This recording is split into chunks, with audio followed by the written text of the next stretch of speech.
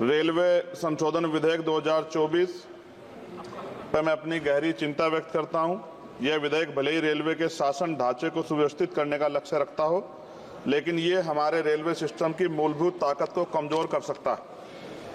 केंद्र सरकार की बढ़ती भूमिका भले ही अच्छे इरादों से प्रेरित हो, लेकिन इससे नौकरशाही में देरी हो सकती है और समय पर निर्णय लेने की क्षमता कम हो सकती है। हमें अपने रेलवे सिस्टम की चपलता और लचीलेपन को खोने का जोखिम उठा रहे हैं। रेलवे बोर्ड में सदस्यों की नियुक्ति मैं मंत्री जी से पूछना चाहता हूं कि क्या SC, ST, OBC और महिलाओं को इस बोर्ड में जगह मिलेगी। रेलवे बोर्ड सदस्यों की नियुक्ति शासन का एक महत्वपूर्ण पहलू है। यह आवश्यक है कि नियुक्तियां योग्यता और विशेषज्ञता के आधार पर हो, न कि राजनीतिक विचारधाराओं के आधार पर। इस मोर्चे पर कोई भी समझौता निर्णय लेने की गुणवत्ता और भारतीय रेलवे के समग्र प्रदर्शन में गिरावट का कारण बन सकता है। जनता की जरूरतें सर्वोपरि है, इसलिए हमारे लिए आम आदमी की जरूरतें सर्वोपरि हैं। रेलवे सुलभ, किफायती और विश्वसनीय होना चाहिए। विधेयक को सुनिश्चित करना चाहिए कि इन सिद्धांतों का पालन होगा।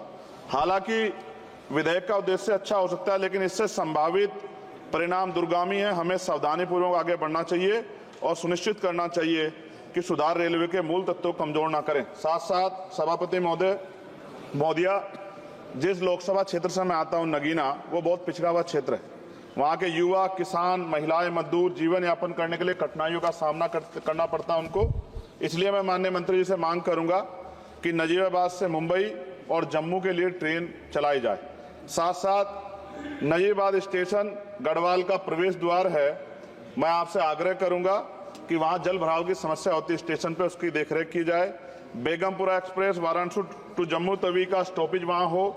दिल्ली जाने के लिए सुबह में कोई ट्रेन नहीं है, मुझे भी आना पड़ता है तो बहुत परेशानी का सामना करना पड़ता है अक्सर, जब मैं कोशिश करता हूं कि सेशन में चला जाऊं, क्योंकि ये रेलवे की सुविधा आपने उपलब्ध कराई है। जलालाबाद क्रॉसिंग पे ओवर ब्रिज बनना चाहिए। धामपुर में 2 जगह पे समस्या है सर, कई घंटे खड़ा होना पड़ता है, ओवर ब्रिज की आवश्यकता है वहाँ। नगीना में ओवर ब्रिज की जो कोतवाली वाला क्षेत्र है उसमें, सेहोरा में ओवर ब्रिज की दिक्कत है, किरतपुर में है। और बैकलॉग सर बहुत इंपॉर्टेंट विषय है। रेलवे का बैकलॉग जल्दी जल्दी भरना चाहिए। जनरल कोच बढ़ाए जाने चाहिए, क्योंकि बहुत बड़ी आबादी रेलवे में सफर करती है।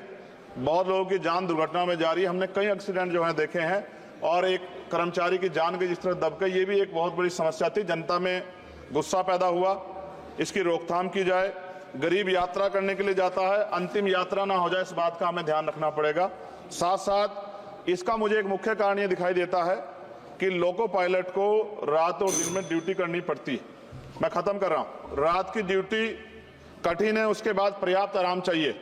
इस संबंध में HPC का सुझाव भी था कि लोको पायलट के लिए 2 रात्रि बाद ड्यूटी का आदेश हो, तो ये इस पे अमल नहीं किया गया, जिसके कारण उनकी आंख लग जाती है और कई बार दुर्घटना होती है। हजारों लोगों की जिंदगी से खिलवाड़ नहीं होना चाहिए।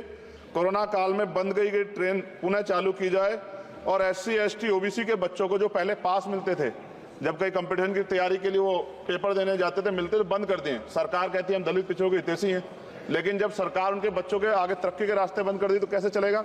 और जिस तरह लगातार निजीकरण हो रहा है, इस निजीकरण से सरकारी नौकरी खत्म हो जाएगी रेलवे में, तो ये दलित पिछड़ों के बच्चे कहाँ जाके बैठे, कौन सी कुर्सी बैठे। आज भी देश में सामाजिक गैर बराबरी है।